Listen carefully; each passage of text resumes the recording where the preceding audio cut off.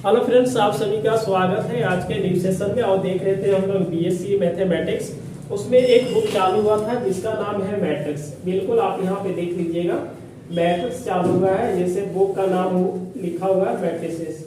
ये लालजी प्रसाद के बुक से हम लोग पढ़ रहे हैं फिलहाल, ठीक है।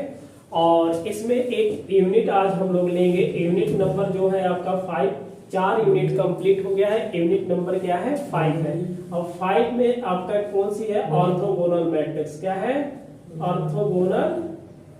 एंड दूसरा नाम है यूनिटरी मैट्रिक्स ना, यूनिटरी मैट्रिक्स नाम है, ठीक है। एक आज हम लोग इसको लेंगे और मात्र 2 क्लास में इसको कंप्लीट कर लेते हैं। पहला हम लोग जो क्लास नंबर 1 लिखेंगे, जैसे क्लास 1 में केवल इसका जितने भी डिफिनेशन और थ्योरी है, थ्योरम है, उसको कंप्लीट करेंगे।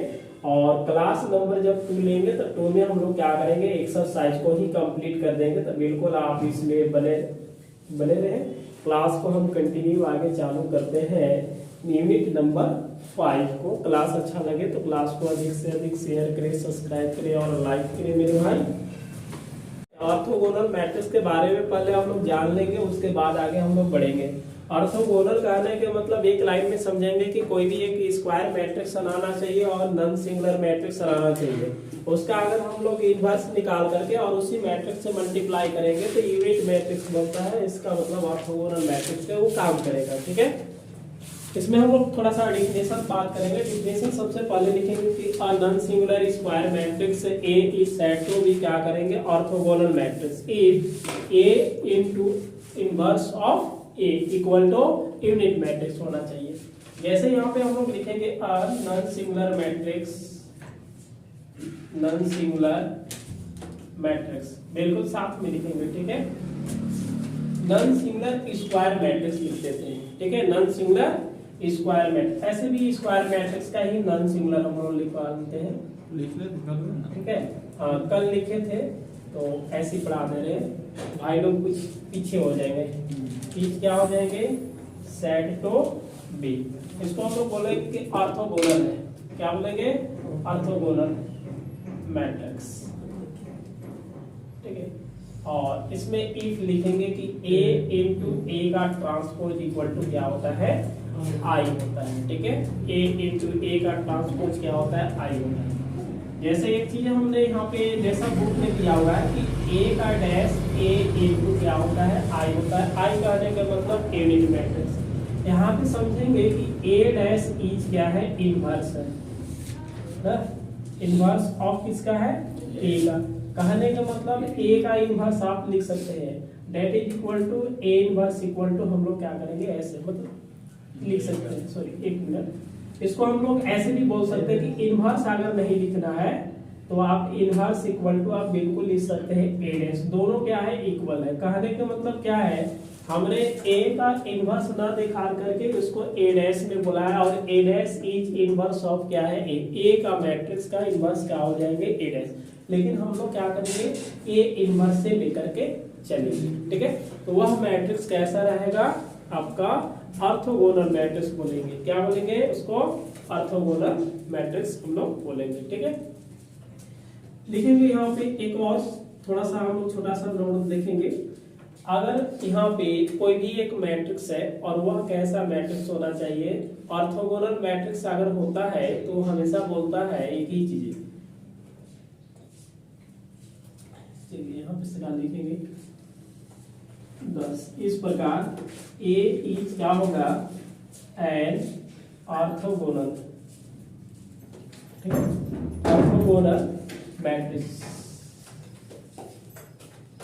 इफ एंड ओनली इफ, ठीक है। कहने के मतलब क्या हो जाएगा? ये चीजें, ये inverse a into A inverse हमेशा क्या आता है? आई आता है। इस बात को बिल्कुल हम लोग याद रखेंगे, ठीक है। a inverse a equal to क्या होना चाहिए? a into A inverse equal to क्या होगा? आई होगा, ठीक है। और इस वाले मैट्रिक्स को हम क्या बोलेंगे? Orthogonal matrix. अभी एक हम मैट्रिक्स का लेंगे एग्जांपल और उसको चेक करेंगे कि यह ऑर्थोगोनल है या नहीं है। तो बात बनता है कि कोई भी नॉन सिंगुलर मैट्रिक्स रहेगा और उस नॉन सिंगुलर मैट्रिक्स में तो इन्वर्स एग्जिस्ट करता ही है। जैसे इन्वर्स एग्जिस्ट करेगा तो ऑलरेडी क्या हो जाएगा भाई, आपका ऑर्थोगोनल मैट्रिक्स हो जाएगा। जैसे आपके फॉर एग्जांपल हम लेते हैं कि एक तरह से एक मैट्रिक्स हमने लिया 2 1 का, अब 5 और ये क्या कर लेते हैं 4 कर लेते हैं, ठीक है।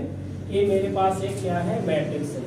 इस मैट्रिक्स के पहले हम लोग ने क्या करना होगा, इनवर्स निकालना होगा। क्या निकालना होगा, इनवर्स।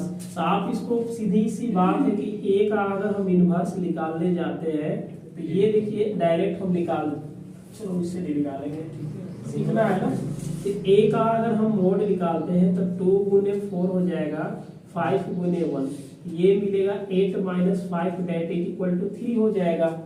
अब इस वाले मैट्रिक्स के सीन से लिखेंगे कि ए बराबर आपके पास क्या है, 2 है, 1 है, 5 है और 4 है।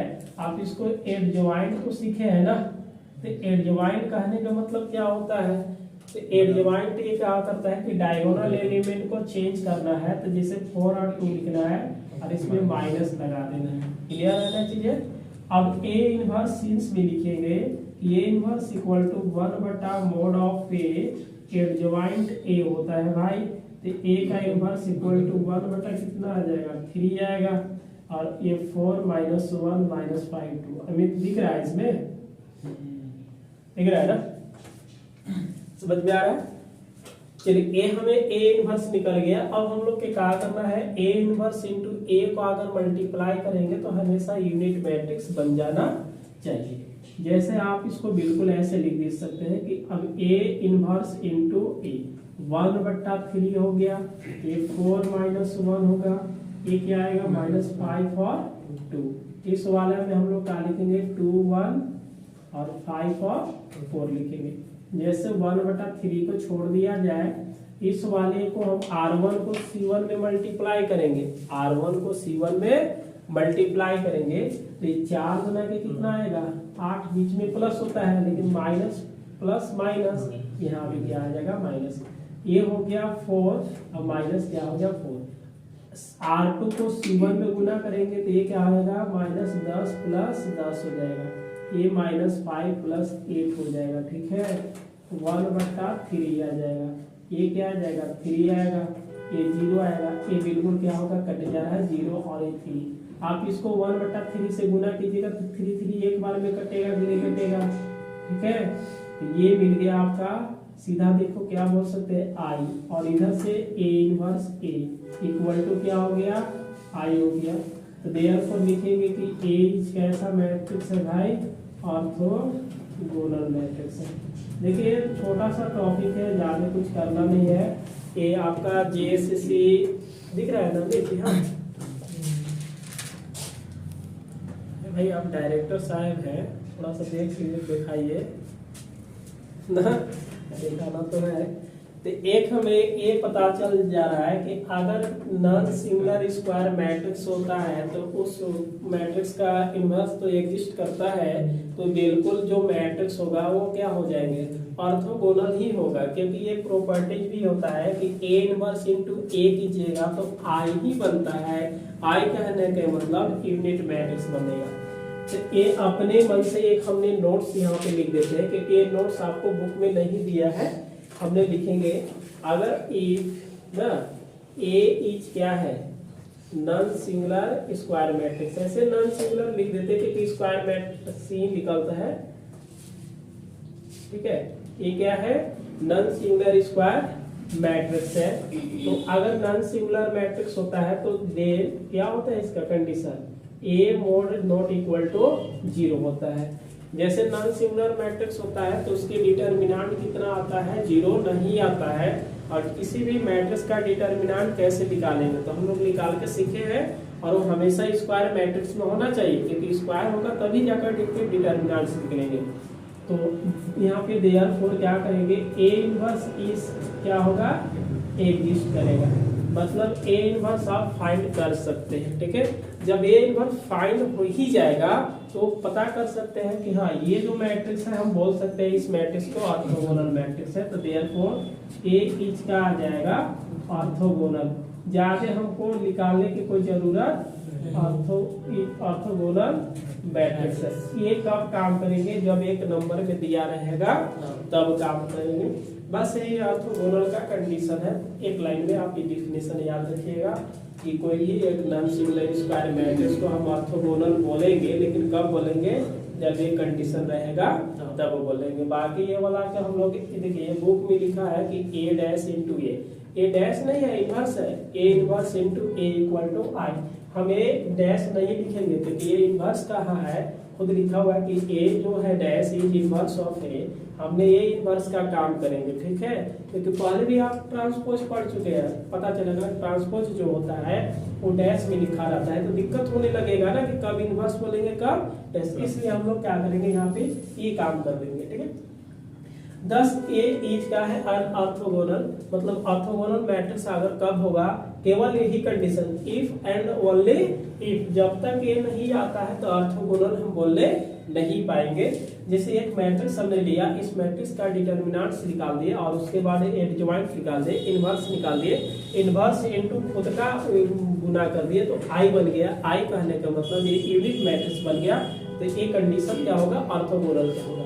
अब इतना नहीं काम करके हम यहाँ पे आ जाते हैं, ये अलग नोट्स है कि जैसे इफ ए इज क्या है, नॉन सिंगुलर मैट्रिक्स है, ए इज क्या है, नॉन सिंगुलर मैट्रिक्स है, तो देन ये क्या आ जाएगा, mod of A not equal to 0 आ जाएगा। तो ए इनवर्स क्या करेगा, एग्जिस्ट करेगा। जब ये इनवर्स निकाल करके ए के साथ गुना कीजिएगा तो बिल्कुल एकदम आई आएगा, इसलिए ये क्या है, ए इज ऑर्थोगोनल मैट्रिक्स है, ठीक है। चलिए आप इसको जल्दी में नोट करेंगे, तो इसका 3 प्रॉपर्टीज पढ़ेंगे जो कि पेपर में पूछा जाता है, डायरेक्ट पूछा जाएगा।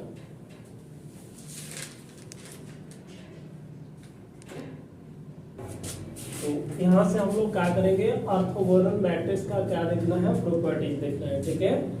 तो 3 प्रॉपर्टीज हम लिखवाएंगे और तीनों आप बिल्कुल देख लीजिएगा।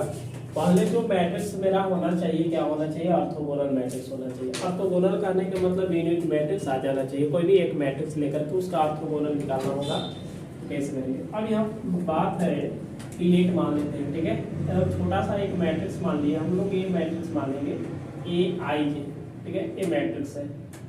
बी एन कौन सी मैट्रिक्स मानेंगे, ऑर्थोगोनल मैट्रिक्स मानेंगे, ठीक है, ऑर्थोगोनल मैट्रिक्स। ऑफ ऑर्डर कितना रहना चाहिए जी, ऑर्डर आपको पता है, ऑर्थोगोनल होने के बाद स्क्वायर मैट्रिक्स होना चाहिए, तो स्क्वायर मैट्रिक्स यानी एन गुने एन मान लेते हैं, ठीक है। ऑर्डर क्या आएगा, एन इंटू एन का आएगा, बात समझ में आ रहा है। तो number of row equal to number of column होता है, तो data is equal to square matrix बोलते हैं। स्क्वायर मैट्रिक्स का ही आप लोग नॉन सिंगुलर और सिंगुलर चेक कर सकते हैं, ठीक है। ये मैट्रिक्स होना चाहिए आपको, ऑर्थोगोनल होना चाहिए। जो पहला प्रॉपर्टीज होता है उसको हम लोग लिख सकते हैं नंबर 1 में, ठीक है। नंबर 1 में बोलता है कि ऑर्थोगोनल मैट्रिक्स का अगर हम डिटर्मिनेंट्स निकालते हैं तो बिल्कुल वैल्यू क्या देता है, -+1 दे देता है। ऐसे 1 देगा। प्रॉपर्टीज आप देखिएगा, कोई भी एक लिख लीजिएगा, यूनिट मैट्रिक्स का डिटर्मिनेंट 1 आता है, लेकिन प्रॉपर्टीज में क्या लिखा है, -+1 लिखा हुआ है। जैसे आप एक मैट्रिक्स का डिटर्मिनेंट्स निकालिएगा तो ये क्या देगा, -+1, माइनस क्या दे देगा, 1। इसका मतलब क्या है कि the value of determinants is 1। ये क्या है, द वैल्यू ऑफ, इसको हम डेल लिखेंगे। डेल कहने का मतलब क्या होता है, डिटर्मिनेंट्स होता है ना, या हम इसको लिख देते हैं, देखिएगा क्या होगा, डिटर्मिनेंट्स, ठीक है। ये कितना आ जाएगा, -+1 आएगा। बात समझ में आया ना।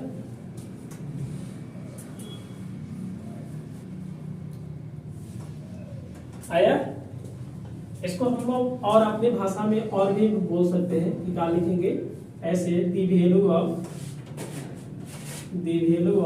क्या करेंगे, इसको डिटरमिनेंट्स ऑफ ऑर्थोगोनल मैट्रिक्स।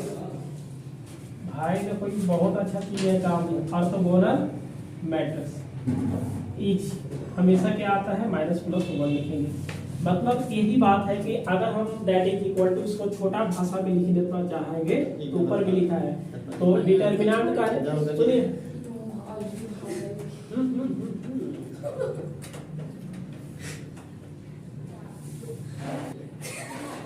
मच्छर भगाओ अभियान नहीं चालू होना चाहिए ना। तो the value of determinant of orthogonal matrix that is equal to, देखो इसको कैसे लिखेंगे, ये क्या है भाई, तो दो डंडी पकड़ा देना है ना। आप लोग भी कुछ दिन के बाद डंडी दो पकड़ना है, एक नहीं दो पकड़िएगा।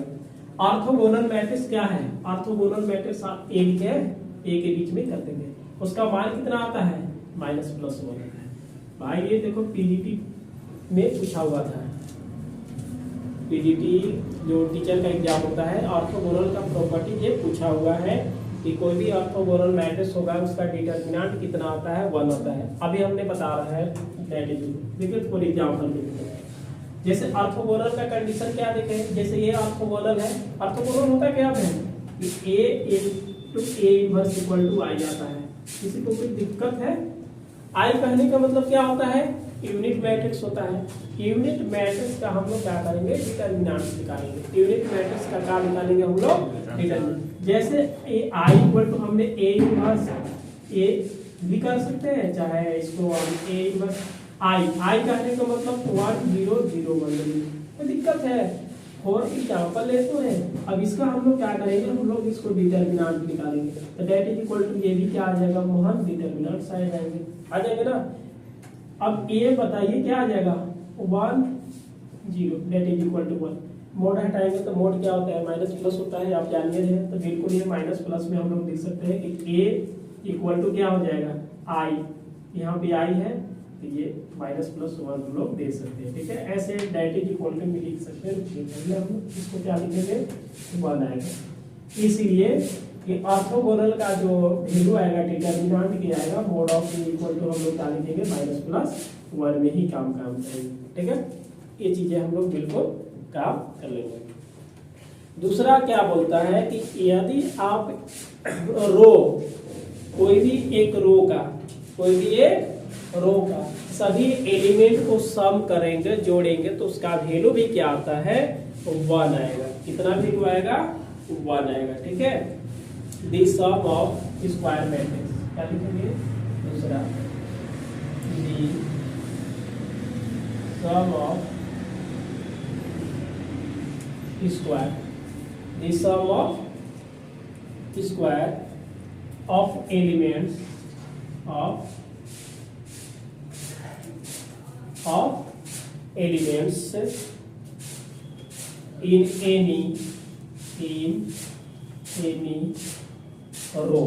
in any row is क्या होगा, यूनिटी। क्या मोहन ये समझ में आ रहा है। जब ऑर्थोगोनल मैट्रिक्स हो गया मतलब i बनता है, i कहने का मतलब यूनिट मैट्रिक्स। इस वाले को जोड़ के देखिए, R1 है ना, ये तो रो है कि नहीं रो है, और इसका सम जोड़िए तो कितना मिलता है, एक दोनों पे जोड़िए तो कितना मिलता है, 1 मिलता है। अरे दोनों पे जोड़िएंगे तो कितना मिलेगा, ये दोनों का जोड़ेंगे तो फॉर एग्जाम्पल, चलिए छोड़िए हटाइए, हमें पता है कि a into a inverse equal to i आता है, बस i बराबर हमको पता है कि 1 0 0 0 1 0 0 0 0 1 होता है, ठीक है। बताइए दूसरा लिखा द सम ऑफ स्क्वायर, ठीक है, मतलब क्या करना होगा, स्क्वायर ऑफ एलिमेंट जो है मतलब in any row and column, मतलब रो का जो एलिमेंट होगा इसको हम स्क्वायर करके जोड़ देना होगा, ठीक है। जैसे हमने यहाँ पे R1 की बात कर रहे हैं, कौन सी बात कर रहे हैं, R1 में आपका क्या है भाई, 1 का स्क्वायर 0 का स्क्वायर, तो कितना मिलेगा हमेशा 1। कॉलम के देख लीजिए, आप किसी को लिख लीजिए, जैसे C2 में क्या है, 0 का स्क्वायर 1 का स्क्वायर 0 का square that is equal to क्या मिलेगा 1 कहने का मतलब क्या होता है, यूनिटी होता है। स्क्वायर में है, थोड़ा सा आप इसको देखेंगे कि जब भी स्क्वायर का अगर एलिमेंट का स्क्वायर करेंगे तो उसका सम करते हैं तो हमेशा क्या मिलता है 1, लेकिन कब, जब ऑर्थोगोनल मैट्रिक्स रहेगा तब। तो ये बोला क्या है तीसरा कि the sum of the elements in any one row, मतलब एक रो का एलिमेंट को हम लोग क्या करेंगे सम। बोला कि is multiplied by the corresponding element in any other row is क्या होना चाहिए, 0। चलिए अगला पॉइंट हम लोग पढ़ेंगे नॉर्मलाइजेशन ऑफ वेक्टर्स। ठीक है, अब इसका डेफिनेशन पहले लिखेंगे। अब वेक्टर लिखिएगा, अब वेक्टर पढ़ेंगे v बराबर हमने a1 का मान a2 मान लिया और a3। देखिए इसका कंडीशन होता है निकालने के लिए। ठीक है, इज सेड टू बी, इसको क्या बोलेंगे हम लोग, नॉर्मलाइजेशन। ठीक है, ये काम हम लोग कर लेंगे। अब इसमें हम और एक एग्जांपल ले लेते हैं। चलिए मेरे पास एक एग्जांपल, छोटा सा एग्जांपल लेंगे। मान लेते हैं पीरियड एक v बराबर दे रखा है, 1 है, 2 है और 3 है। ठीक है, अच्छा ये कब होगा, इसको कंडीशन होगा कि a का स्क्वायर प्लस क्या आ जाएगा, a1 का स्क्वायर, फिर a2 का स्क्वायर प्लस क्या हो जाएगा, a3 का स्क्वायर इक्वल टू कितना मिलना चाहिए, 1 मिलना चाहिए। ठीक है, ये कंडीशन होता है। जैसे आप मान लेंगे एक एग्जांपल v बराबर 1 2 3 लिए, बात समझ में आ रहा है, एक कंडीशन ही होता है। तो 1 बाई, देखिए 1 2 3 लिए है तो ये का वैल्यू कितना आ जा रहा है आपका 1, a2 का a1 का वैल्यू 1 हो गया, a2 का वैल्यू क्या होगा 2 हो गया, a3 का वैल्यू क्या हो गया, अब इस तरह से। अब इसमें हम लोग क्या करेंगे, देन। ठीक है, बताइए 1 का स्क्वायर प्लस क्या हो जाएगा, 2 का स्क्वायर प्लस 3 का स्क्वायर। एक तरह से फॉर्मूला लिख लेगा और सभी का स्क्वायर कीजिए और जोड़िएगा तो कितना मिलेगा आपको, 14 मिल जाएगा। कितना मिलेगा, 14 मिलेगा। देखिए 3 3 के 9 हो जाएगा, 2 दूना 4 होगा, 1 4 और 1 5 और 9 कितना आ जाएगा, 14 आ जाएगा। ठीक है, यहाँ पे लिखे तो थोड़ा सा, so we can normalise these vectors, ठीक है, this vector by dividing each element, ठीक है, ऑफ क्या है बताइएगा तो सर, v बाई k। ठीक है, k का ही वैल्यू ये निकाला जाता है 1 बट्टा करके। अब बताते हैं कि k का वैल्यू हम लोग क्या करेंगे। तो ये दैट इज इक्वल टू 1 बटा कितना आ जा रहा है आपका, बताइए थोड़ा सा। तो ये हो जाएगा 1 का स्क्वायर प्लस 2 का स्क्वायर प्लस 3 का स्क्वायर। तो दैट इज इक्वल टू 1 बटा 14 ही होगा। जब k का अगर रहेगा तो हम लोग k का वैल्यू निकालेंगे, 1 बटा रूट क्या आ जाएगा, 14 आएगा। ठीक है, अब इस वाले में हम लोग क्या करेंगे, इन दिस वेक्टर अगर हम निकालेंगे तो देयरफॉर क्या होगा, वेक्टर्स जैसे यहाँ पे v और k निकालना होगा। तो v का मेरे पास मान कितना है, 1 है, 2 है और 3 है। k का वैल्यू कितना है, 1 बटा रूट 14 है। आप इसको ऐसे भी लिख सकते हैं, 1 बटा कितना आ जाएगा, रूट 14 हो जाएगा, 2 बटा रूट 14 हो जाएगा, 3 बटा रूट क्या आएगा, 14। आप देखिए डायरेक्शन को साइन पढ़े होंगे, डायरेक्शन रेशियो, डायरेक्शन को साइन। तो यही तो होता है भाई कि तीन यहाँ पे 1 2 3 किया तो 1 बटा टोटल का स्क्वायर किया जाता है, 2 बटा टोटल का स्क्वायर का रूट और 3 का टोटल का स्क्वायर करके रूट करके जोड़ देंगे। यही होता है डायरेक्शन को साइन होता है। ठीक है, अब यहाँ से हम लोग क्या बोल सकते हैं, इसको नोट करेंगे। देखिएगा k बराबर क्या होता है, एक चीज आपको याद रखना होगा कि वेक्टर जो दिया हुआ है a1 का स्क्वायर, a2 स्क्वायर, फिर क्या होगा a3 का स्क्वायर, और ईच कोऑर्डिनेट को हम लोग क्या बोलते हैं, एक बोला जाता है नॉर्मलाइजेशन फैक्टर बोला जाता है ना, या इसको बोलेंगे क्या, नॉर्मलाइजेशन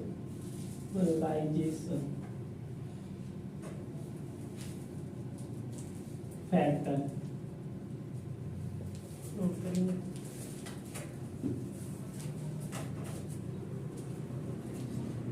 चलिए एक हम यहाँ पे एग्जांपल देते हैं। जैसे आपके पास एक एग्जांपल रहेगा, एक जैसे एक वेक्टर दे रखा है, वेक्टर क्या दिया है, v दिया हुआ है, समझ गया जी। जैसे v बराबर 3 है, 4 है और क्या है 5 है, ये दे रखा है। आपसे पूछ दिया कि फाइंड ना फाइंड दी नॉर्मलाइजेशन फैक्टर क्या होगा। ठीक है, यही पूछा रहेगा। हम लोग के पता है कि कैसे निकाला जाता है। ये तो छोटा सा सिंपल सा फंडा है ये कि आपके पास v बराबर क्या है 3, 4 और क्या है 5 है ना। जैसे आपके पास a1 बराबर क्या है 3 है और a2 बराबर 4 है, a3 बराबर क्या है 4, 5 है। अब यहाँ से हम लोग क्या लिखेंगे, नॉर्मलाइजेशन फैक्टर। ठीक है, अब किसके बारे में, हम वेक्टर v का। ठीक है, तो इसको हम लोग k से डिनोटेट करते हैं। 1 बटा कितना होता है अंडर रूट a1 का स्क्वायर प्लस a2 का स्क्वायर प्लस a3 का स्क्वायर। तो k इक्वल टू 1 बटा कितना आ जाएगा भाई, ये आ जाएगा 3 का स्क्वायर प्लस 4 का स्क्वायर और ये कितना आ जाएगा 5 का स्क्वायर। तो k बराबर हम लोग 1 बटा अंडर रूट कितना देंगे, 3 3 के 9, 4 चौका 16 और ये क्या आ जाएगा 25 आ जाएगा। तो k बराबर कितना आ जाएगा, इसमें हम लोग थोड़ा सा बात कर लेते हैं। ठीक है, 9 16 को जोड़ेंगे तो 25 होगा, 25 गुना के 50 यानी कि ये कितना आ जाएगा 50। और 50 को हम लोग क्या लिख सकते हैं, k बराबर लिख सकते हैं। ठीक है, समझ में आया ना चीजें। 1 बटा क्या लिखेंगे 5 रूट 2, चाहे तो यही हम लोग आंसर कर लेंगे।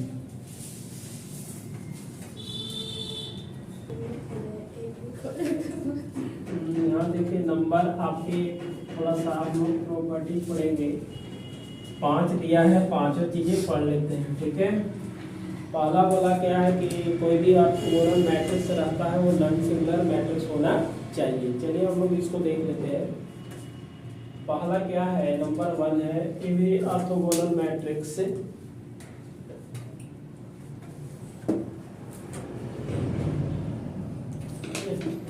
Orthogonal matrix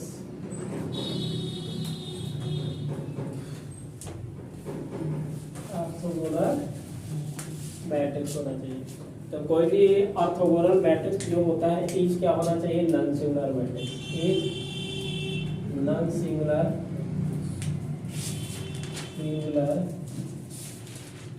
matrix. ठीक है, कर लेंगे। देखिए ऑर्थोगोनल मैट्रिक्स का कंडीशन हम लोग पढ़े हैं। ऑर्थोगोनल मैट्रिक्स क्या होता है इसके बारे में हम लोग समझेंगे। ठीक है, तो ऑर्थोगोनल होता है क्या है कि a का इनवर्स और a इक्वल टू क्या होता है i होता है। और नॉन सिंगुलर मैट्रिक्स पढ़े क्या है कि उस मैट्रिक्स का जो डिटर्मिनेंट होना चाहिए वो 0 होना नहीं चाहिए, यही होता है ना। अब इस मैट्रिक्स के हमने क्या किया, डिटर्मिनेंट से निकालना चालू कर दिया। जैसे a का मोड है, यहाँ पे मोड हम लोग कर सकते हैं इक्वल टू क्या होगा i का मोड हो जाएगा। तो दिक्कत है, इस वाले को हम लोग क्या करेंगे, दो भाग मतलब a का इनवर्स a, ठीक है, और इक्वल टू क्या हो जाएगा i हो जाएगा। अरे i का मतलब मोड निकालेंगे, यूनिट मैट्रिक्स का डिटरमिनेंट कितना होता है 1 होता है। कितना होता है 1 होता है। इसको हम लोग ऐसे लिख सकते हैं, a का हम लोग क्या करेंगे इनवर्स इनटू a का डेट इज इक्वल टू 1 आएगा। 0 तो नहीं ना आएगा, 0 तो नहीं आया, 0 आ गया का, तो इसलिए हम लोग क्या बोलते हैं कि हेंस जो मैट्रिक्स दिया रहेगा इज क्या होना चाहिए, तो a इज क्या आएगा, a is non singular matrix. यही तो चीजें हैं। इसको हम लोग क्या लिखेंगे, a स्क्वायर भी लिख सकते हैं, a इनवर्स इनटू a का हम क्या लिख सकते हैं, a स्क्वायर भी लिख सकते हैं। ठीक, दूसरा कंडीशन क्या है, दूसरा यही बोला हुआ है कि अगर यूनिट मैट्रिक्स है, बोला है कि I is an the orthogonal matrix, क्या है ऑर्थोगोनल मैट्रिक्स। ठीक है, एक चीज हमें दिया हुआ है। अब बताइए कि एक यूनिट क्या है, एक मैट्रिक्स है, यूनिट I क्या है, एक यूनिट मैट्रिक्स है, तो इसका सीन्स क्या लिखेंगे, देखिए ऑर्थोगोनल कहने का मतलब I का इनवर्स निकालिए, I इक्वल टू क्या होता है, I होता है। ठीक है, अच्छा ये बताइए, अगर हम एक बात बता रहे हैं कि अगर I बराबर आपके पास 1 0 0 1 है, इसका इनवर्स भी निकालिएगा ना, तो यही मिलने वाला है। इसका इनवर्स भी क्या मिलता है, क्योंकि कोई भी अगर यूनिट मैट्रिक्स है, यूनिट मैट्रिक्स का इनवर्स निकालिए या ट्रांसपोज कीजिए, उसमें कोई इफेक्ट पड़ता नहीं है। तो हम इसको क्या लिख सकते हैं, सिंस लिख सकते हैं कि आई, अगले स्टेप में यहाँ लिखेंगे कि आई का इनवर्स बोलेंगे चाहे आई, दोनों क्या होता है सेम। तो that is equal to I into I बराबर क्या होगा आई। अब इस वाले को हम लोग क्या करेंगे, मोड डिटर्मिनेंट्स में जैसे भी I into I that is equal to क्या आ गया, आई आ गया। आई का आने का मतलब क्या होना चाहिए, इसका ऑर्थोगोनल हो जाएगा। इसलिए हम लोग क्या लिखेंगे, आई इज क्या होगा ऑर्थोगोनल मैट्रिक्स। ठीक है, चलिए लिखेंगे इसको।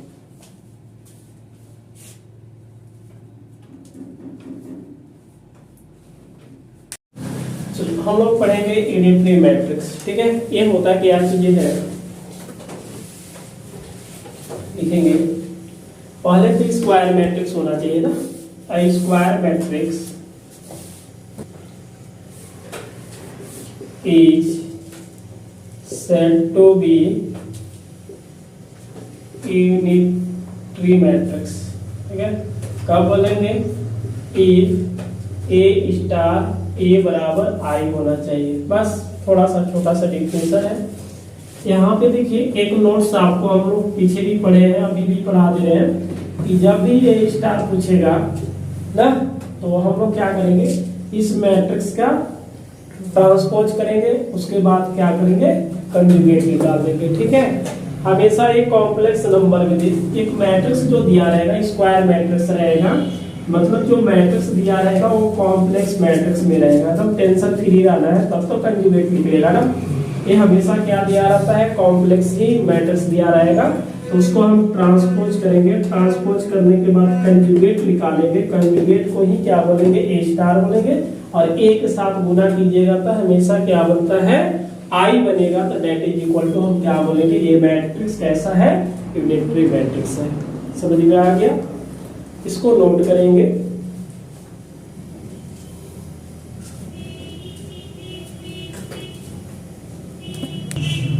यहाँ पे बोला क्या है कि ई, ठीक है, ए और बी दो मैट्रिक्स है, और दोनों मैट्रिक्स क्या बोला है, यूनिटरी मैट्रिक्स। ठीक है, then A B and B are also क्या होना चाहिए, यूनिटरी मैट्रिक्स। मतलब हम लोग क्या करते हैं कि इसको सोल्व करके देखेंगे तो सीधी सी बात है कि आई बनना चाहिए। ए बी से मल्टीप्लाई करेंगे तो आई बनेगा, और बी से भी मल्टीप्लाई करेंगे तो यूनिट मैट्रिक्स बनेगा, तब तो यूनिटी होगा। हम लोग एक चीज पढ़े थे सीन्स में, देखिएगा कि जैसे आप ए बी का ट्रांसपोज करते हैं ना, तो इसको स्टार करेंगे तो क्या मिलेगा, बी स्टार इक्वल इंटू ए स्टार मिलेगा। ठीक है, जैसे आप पढ़े होंगे कि ए बी का जब भी ट्रांसपोज किया जाता है तो आगे पीछे हो जाता है, इतना तो याद है ना। अब यहाँ पे देखिएगा नाव चलेंगे, क्या चलना है भाई कि ए बी का हम लोग यहाँ पे स्टार कर लेते हैं, कोई दिक्कत है, यही होगा ना। और ए हम लोग क्या करेंगे, ए बी मतलब पहला वाला हम चेक करते हैं, ए बी से मल्टीप्लाई करेंगे, क्या करेंगे, ए बी से मल्टीप्लाई करके। तो इस वाले को कंडीशन में हम लोग कैसे लिखेंगे, उस वाले को हम लोग सोचेंगे। ठीक है, चलिए इस वाले को हम क्या लिख सकते हैं बताइए, ए लिख सकते हैं, तो क्या लिखेंगे, बी स्टार ए स्टार इंटू क्या होगा भाई, ए बी होगा। केवल हमें आई लाना होगा, क्या लाना होगा, आई लाना होगा। बात समझ में आ रहा है ना, यूनिट मैट्रिक्स। अच्छा यहाँ पे एसोसिएटिव लगेगा तो बी को बाहर ले सकते हैं, और अंदर क्या मिलेगा, ए स्टार ए, और ये क्या हो गया, बी हो जाएगा। ठीक है, अगर बोलेगा सर यहाँ पे बताइए ए क्या हो गया, बी स्टार आई, और इंटू क्या लिख देते हैं, बी लिख देते हैं। किसी भी मैट्रिक्स में अगर आई से गुना करेंगे तो कोई इफेक्ट पड़ता नहीं है, तो हम इसको क्या लिखेंगे, बी स्टार बी लिखेंगे, और दैट इज इक्वल टू दोनों का क्या हो जाएगा, फिर से आई बनेगा, क्या बनेगा, आई। अगर ज्यादा आपको परेशानी है तो इसको थोड़ा सा यहाँ पे लिख सकते हैं, सिंस ए एंड क्या है, बी आर कौन सी मैट्रिक्स है भाई, यूनिटरी मैट्रिक्स है, कोई दिक्कत है क्या। देन तो ए क्या होगा, ए का star A equal to I होगा, और B star B equal to भी क्या आएगा, आई मिलेगा। ठीक है, सिंस एक हम लोग फॉर्मूला जानते हैं कि ए बी का जब स्टार करेंगे तो ये बी स्टार क्या आ जाएगा, ए स्टार आएगा। किसी को कोई डाउट होना नहीं चाहिए। एक हो गया। तो देयरफॉर क्या लिखेंगे कि ए बी इज कैसा है, यूनिटरी मैट्रिक्स है। क्लियर है? दूसरा सॉल्व कर लेंगे आप। क्या करना होगा इसमें, इधर है, अब बी ए से मल्टीप्लाई करेंगे। क्या करेंगे, बी ए से मल्टीप्लाई करेंगे, बिल्कुल बन जाएगा। तो पहले कंडीशन हम लोग सेकेंड भाग में देखेंगे, तो एंड लिखते हैं। ठीक है, क्या लिखेंगे, ए बी का स्टार इक्वल क्या करेंगे, बी ए से गुना करेंगे, दैट इज इक्वल, इसका हम क्या लिख सकते हैं बताइए, बी स्टार ए स्टार लिख सकते हैं, और यहां से क्या हो जाएगा, बी ए हो जाएगा। कोई दिक्कत वाली तो बात नहीं होना चाहिए। अब यहाँ से थोड़ा सा हम लोग अगर काम करते हैं, नहीं तो इसको बी ए स्टार भी बना सकते हैं। ठीक है, इसको हम लोग क्या करते हैं ना, इस वाले को एक साथ थोड़ी देर करते हैं, तो बी स्टार क्या आ जाएगा, बी, और ए क्या आ जाएगा, ए स्टार ए आ जाएगा। ठीक है, इसको कर लेते हैं एक साथ एसोसिएटिव लगा करके। अब बताइए ए क्या आ जाएगा, आई ए स्टार, ए क्या होगा, ए, कहने का मतलब ए स्टार तो आएगा ना, A, that is equal to A B क्या आ गया, आई। तो देयरफॉर क्या बोलेंगे कि जो बी ए है इज क्या होना चाहिए, यूनिटरी मैट्रिक्स होना चाहिए। ठीक है, बात तो समझ में आ गया, ये तो करना था। ओके, समझ में आया। तो दोनों कंडीशन में हम लोग के क्या निकल, जैसे ए बी से मल्टीप्लाई करते तो y बनता है, बी ए से मल्टीप्लाई भी करेंगे तो y बनेगा। ठीक है, आप इसको बिल्कुल समझ गए होंगे। और अगले क्लास में हम लोग क्या करेंगे, एक्सरसाइज के प्रश्नों को सॉल्व करेंगे। तो छोटा सा एक्सरसाइज को है, टोटल प्रश्न, ठीक है, 5 एन एक्सरसाइज, टोटल क्वेश्चन जो है आपका 10 है, 10 हम एक ही क्लास में कंप्लीट करेंगे। तो आप इसको बिल्कुल लिखिए और मिलते हैं अगले दिन अगले क्लास में। क्लास अच्छा लगे तो क्लास को अधिक से अधिक शेयर करें, सब्सक्राइब करें और लाइक करें।